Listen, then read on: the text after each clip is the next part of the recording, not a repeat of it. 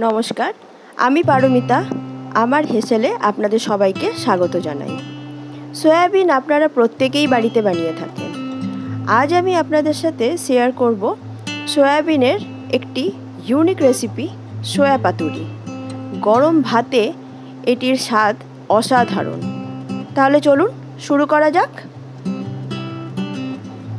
Soya পাতুরি বানানোর জন্য প্রথমেই আমি নিয়েছি 1 কাপ সয়াবিন,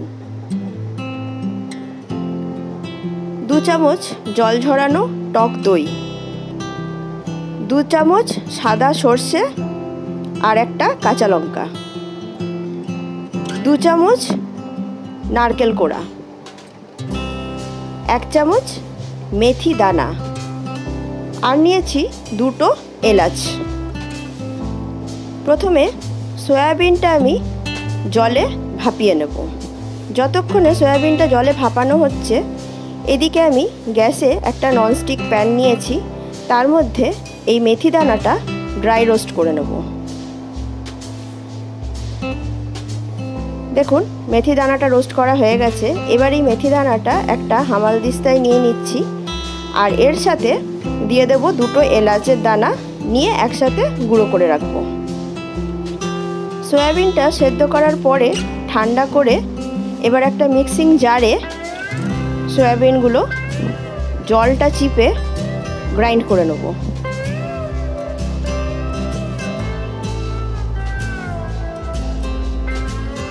সয়াবিনটা গ্রাইন্ড করা হয়ে গেছে। দেখুন, খুব পাতলা করিনি। এবার একটা বড় বাটির মধ্যে এই সয়াবিনটা আমি দিয়ে দিচ্ছি।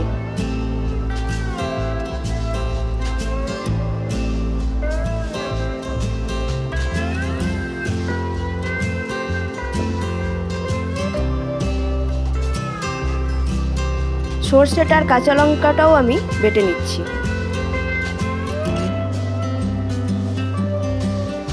এবার এই সয়াবিন বাটাটার মধ্যে একে একে আমি দিয়ে দেব সর্ষে আর কাঁচা লঙ্কা বাটা।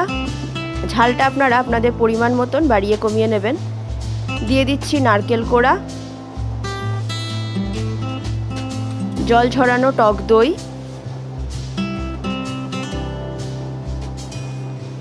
এবার দিয়ে দেব মেথি আর এলাচের দানা যে গুঁড়ো করে রেখেছিলাম সেটা।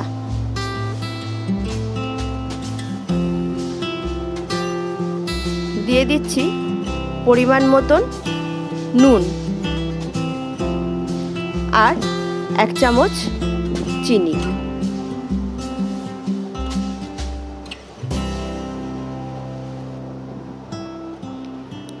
আর পাতুরি যেহেতু, এর মধ্যে অবশ্যই দিয়ে দেব 2 চামচ সর্ষের তেল। এবার এই উপকরণগুলো খুব ভালো করে মিশিয়ে নেব। তারপর এটা 10 মিনিটের জন্য পাশে সরিয়ে রেখে দেব। পাতুরিতে কলা পাতা আমাদের অবশ্যই প্রয়োজন। আমি এভাবে কলা পাতাগুলো চৌকো চৌকো করে কেটে নিয়েছি। এবার এই পাতাগুলো গরম জলে ভাপিয়ে নেব 2 মিনিট। কলা পাতা ভাপিয়ে নিলে কলা পাতাগুলো নরম হয়ে যায় আর ছিঁড়ে যাওয়ার ভয় থাকে না। দেখুন, 2 মিনিট হয়ে গেছে। এবার পাতাগুলো আমি তুলে নিচ্ছি। তুলে নেবার পরে এটা ঠান্ডা করে নেব। এবার একটা কলা পাতা নিয়ে কলা পাতার যে ভেতরের দিকটা, তার মধ্যে এই সয়াবিন বাটাটা চামচ দিয়ে এভাবে দিয়ে দেব। পরিমাণ মতন দিয়ে একটু চামচ দিয়ে এভাবে চেপে চেপে দেব।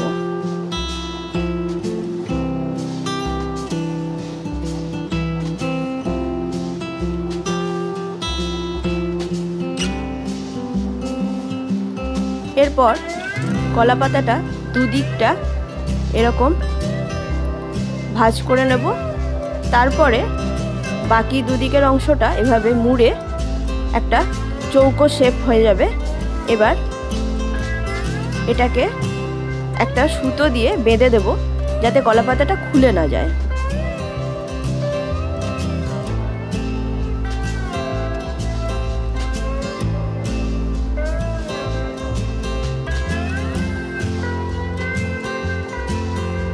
ভালো করে 2-3 বার পেঁচিয়ে পেঁচিয়ে বেঁধে ফেলবো।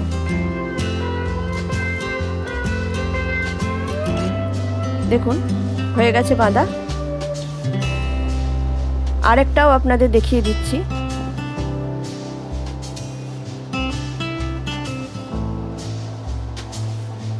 প্রথমে সয়াবিন বাটাটা নিয়ে তারপরে কলা পাতার মধ্যে দিয়ে কলা পাতাটা চারদিক দিয়ে মুড়ে নেব। এবার একটা সুতো দিয়ে ভালো করে চারদিক ঘুরিয়ে ঘুরিয়ে বেঁধে নেব।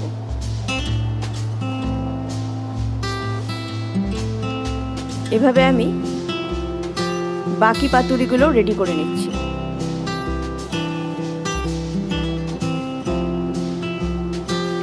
এক বাটি সয়াবিনে আমার 6খানা পাতুরি হয়েছে। কড়াইটাকে আমি গরম করে নিয়েছি।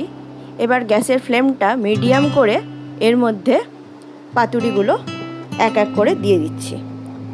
প্রথমে আমি 3টে পাতুরি দিচ্ছি।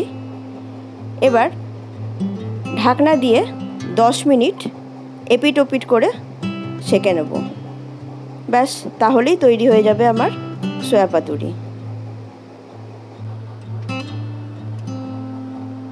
মধ্যেখানে ঢাকনাটা খুলে দিয়ে পাতুরিগুলো একবার উল্টে দেব,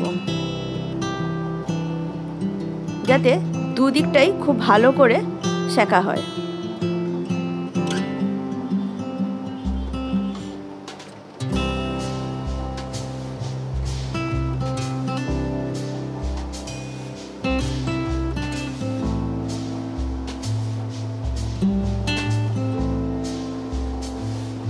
দেখুন পাতুরিগুলো আমার হয়ে গেছে।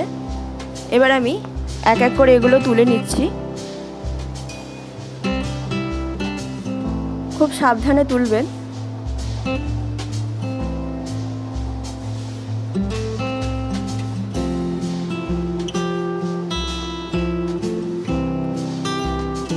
এগুলো তোলার পরে বাকি 3টেও আবার আমি দিয়ে ঢেকে দিচ্ছি।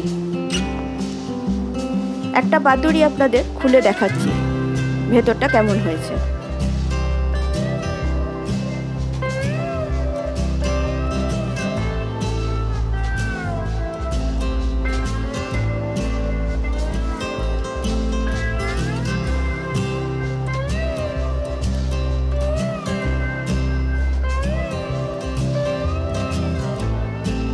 দেখুন দেখতে যেমন অসাধারণ হয়েছে, খেতেও অসাধারণ হয়েছে। গরম ভাতের সাথে এর তুলনা হয় না। আপনাদের কাছে অনুরোধ রইল, বাড়িতে অবশ্যই একবার এই রেসিপিটা আপনারা বানাবেন। আমার আজকের সয়া পাতুরির রেসিপি যদি আপনাদের ভালো লেগে থাকে, আমার এই ভিডিওটাতে লাইক ও কমেন্ট করবেন, আর আমার চ্যানেলটা সাবস্ক্রাইব করে দেবেন। তাহলে আমি আবারও নতুন কোনো রেসিপি নিয়ে আপনাদের সামনে চলে আসব। তাহলে আজকের মতন টাটা, নমস্কার।